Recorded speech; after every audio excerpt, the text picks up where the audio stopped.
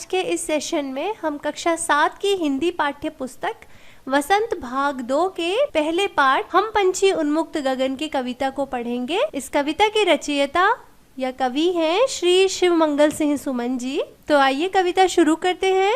लेकिन कविता शुरू करने से पहले थोड़ा सा कविता के बारे में हम कुछ जान लेते हैं कि ये कविता किसके ऊपर लिखी गई है। जैसा कि शीर्षक से पता चलता है, हम पंछी उन्मुक्त गगन के, तो कविता पंछी यानी पक्षी के बारे में है। और इस कविता में कवि ने यही बताया है कि उन्मुक्त यानी खुले आकाश में, गगन यानी आकाश, खुले आकाश में उड़ने वाले पक्षियों को अपनी स्वतंत्रता बहुत अधिक प्रिय है और वे अपनी स्वतंत्रता को किसी भी कीमत पे खोना नहीं चाहते। तो आइए कविता शुरू करते हैं।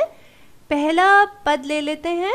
हम पंछी उन्मुक्त गगन के, पिंजर बद्ध न गा पाएंगे, कनक तीलियों से टकराकर पुलकित पंख टूट जाएंगे। प्रस्तुत पंक्तियों में कवि यही बताना चाहते हैं कि पक्षियों को अपनी स्वतंत्रता बहुत अधिक प्रिय है। पक्षी क्या कह रहे हैं? वे कह रहे हैं कि हम पंछी उन्मुक्त गगन के, हम खुले आकाश में उड़ने वाले पंछी हैं या पक्षी हैं।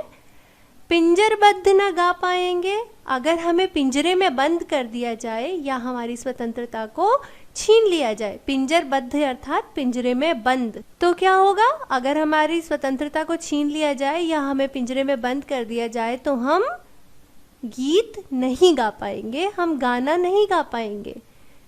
कनक तीलियों से टकराकर पुलकित पंख टूट जाएंगे। कनक अर्थात होता है सोना, तो कनक तीलियां अर्थात सोने की सलाखें। तो पक्षी ये कहना चाहते हैं कि चाहे हमारा पिंजरा जो है वो सोने का ही क्यों ना बना हो, लेकिन हमें इतनी आज़ादी अपनी प्रिय है कि हम उस पिंजरे से निकलने का प्रयास करेंगे और उसकी सोने की सलाखों से टकराकर हमारे पुलकित अर्थात होता है रोमांचित या खुशी से भरे, हर्ष से भरे हुए पंख जो हैं वो टूट जाएंगे। आगे, हम बहता जल पीने वाले मर जाएंगे भूखे प्यासे, कहीं भली है कटुक निबौरी कनक कटोरी की मैदा से। आगे पक्षी क्या कहते हैं? वे कहते हैं कि हम तो भाई बहता हुआ शुद्ध साफ नदियों का जल पीने की आदत रखते हैं, हमें तो बहता जल पीना पसंद है। और अगर हमें पिंजरे में बंद कर दिया जाएगा तो हमें क्या वो जो कटोरी में हमारे लिए दाना और पानी रखा है वो अच्छा लगेगा? नहीं लगेगा, और हम भूख और प्यास से मर जाएंगे। कहीं भली है कटुक निबोरी कनक कटोरी की मैदा से। फिर आगे वे कहते हैं कि उस सोने के पिंजरे के अंदर भले ही हमें सोने की कटोरी में दाना दिया जाए, मैदा वैसे तो मैदा होता है, जैसे आटा होता है, आटे से बारीक जो रूप होता है ना गेहूं का पिसने के बाद, उसे मैदा कहते हैं।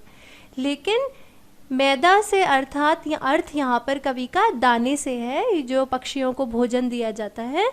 तो वे पक्षी कह रहे हैं कि भले ही हमें दिया जाने वाला जो भोजन है पिंजरे के अंदर वो सोने की कटोरी में क्यों न दिया जाए, पर उस भोजन से कहीं भली है, बहुत ज़्यादा अच्छी है क्या? कटुक निबोरी, निबोरी होता है नीम का फल। तो वो कहते हैं कि उस सोने की कटोरी में दिए जाने वाले भोजन से कड़वे नीम का फल हमें ज़्यादा अच्छा लगता है। आगे, स्वर्ण श्रृंखला के बंधन में अपनी गति उड़ान सब भूले, बस सपनों में देख रहे हैं तरुकी फुनगी पर के झूले। अब आप सब ने पक्षियों को देखा होगा उड़ते हुए। जब पक्षी उड़ते हैं और पेड़ की डाल पे बैठते हैं तो हमेशा ऊंची ऊंची पेड़ की डालों पर बैठ जाते हैं जाके, और जहाँ जब वे डालें हवा से हिलती हैं तो पक्षी भी हिलते हैं, यानी कि वो एक तरीके से उन डालों पे झूला झूलते हैं। तो पक्षी कहते हैं स्वर्ण श्रृंखला के बंधन में, अर्थात भले ही हमारे गले में क्या डाल दिए जाए, सोने की जंजीरें डाल दी जाए, तो वो एक तरीके से तो हमारे लिए बंधन है, रुकावट है। तो उस रुकावट की वजह से हम अपनी गति मतलब जिस वेग से पक्षी उड़ते हैं, और उड़ान तो हम सबको पता ही है उड़ना, तो वे कहते हैं कि हमारे गले में सोने की जंजीरें पड़ने की वजह से हम अपनी गति और अपना उड़ना दोनों भूल गए हैं, बस सपनों में देख रहे हैं तरुकी फुनगी पर के झूले। और अब पेड़ों की ऊंची शाखाओं में झूला झूलना तो हम सिर्फ सपनों में ही सोच सकते हैं, असलियत में तो ये अब कभी हो नहीं सकता, क्योंकि हम तो पिंजरे में बंद हैं। तरु मतलब होता है वृक्ष या पेड़, और फुनगी होता है पेड़ की ऊंची शाखाएं। आगे बढ़ते हैं। ऐसे थे अरमान की उड़ते, नीले नभ की सीमा पाने, लाल किरण सी चोंच खोल, चुगते तारक अनार के दाने। अब यहाँ पे कवि ने पक्षी के मन की इच्छा बताई है कि पक्षी अपने मन में क्या सोचते हैं, उनकी क्या इच्छा होती है। यहाँ पर पक्षी कहते हैं कि हमारे भी अरमान थे, यानी हमारी भी ऐसी इच्छाएं थी कि हम क्या करते, उड़ते। उड़ते कहाँ उड़ते? नीले नभ की सीमा पाने, वहां तक उड़ते जहां तक कि आकाश की सीमा है, मतलब आकाश के दूसरे छोर तक हम उड़ते ही जाते। ऐसी हमारे मन में इच्छा थी, या ऐसा हमारा अरमान था। और क्या करते? लाल किरण की चोंच खोल, चुगते तारक अनार के दाने। वे कहते हैं और हम क्या चाहते थे कि हम अपनी सूर्य की लाल किरणों जैसी लाल चोंच को खोलकर चुगते मतलब खाते। क्या खाते? तारक अनार के दाने। तारक रूपी अनार के दाने मतलब तारों को खाने की इच्छा रखते हैं पक्षी।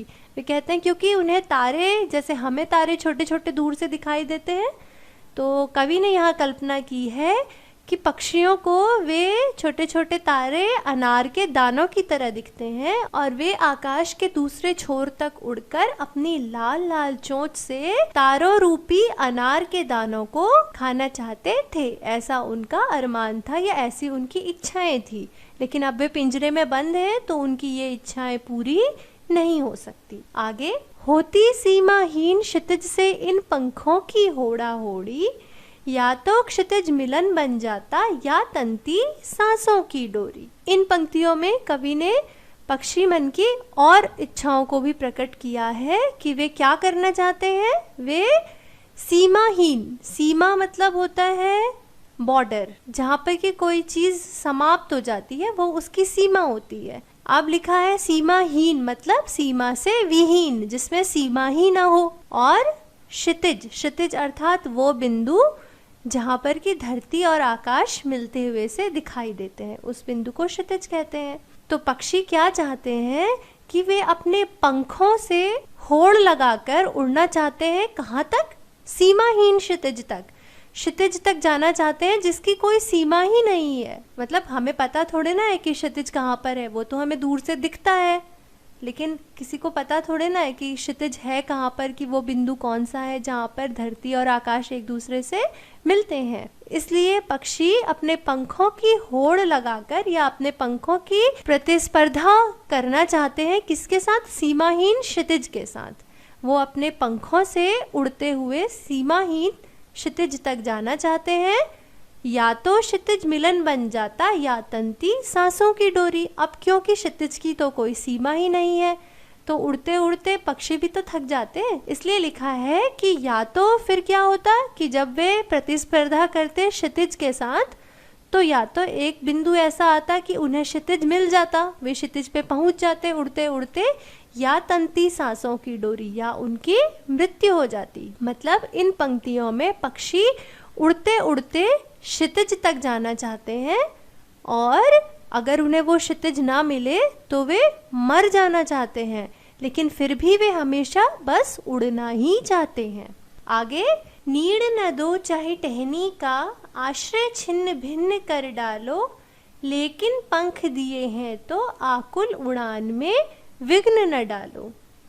इन अंतिम 4 पंक्तियों में कवि कहना चाहते हैं कि पक्षी कह रहा है कि भले ही तुम हमें टहनी का, नीड़ अर्थात घोंसला मत दो, टहनी पर घोंसला मत बनाने दो, आश्रय छिन्न भिन्न कर डालो, और हमारे जो घोंसले हैं उन्हें भी तुम तोड़ डालो। छिन्न भिन्न करना अर्थात तोड़ना। लेकिन पंख दिए हैं तो, लेकिन चूंकि ईश्वर ने हमें पंख दिए हैं इसलिए हमारी आकुल उड़ान में विघ्न न डालो। आकुल अर्थात होता है बेचैन, जो उड़ने के लिए बहुत ज़्यादा उत्सुक है। हमारे जो पंख उड़ने के लिए बहुत ज़्यादा उत्सुक हैं उनकी उड़ान में कोई विघ्न ना डालो, अर्थात हमें कैद मत करो, हमें पिंजरों में बंद मत करो।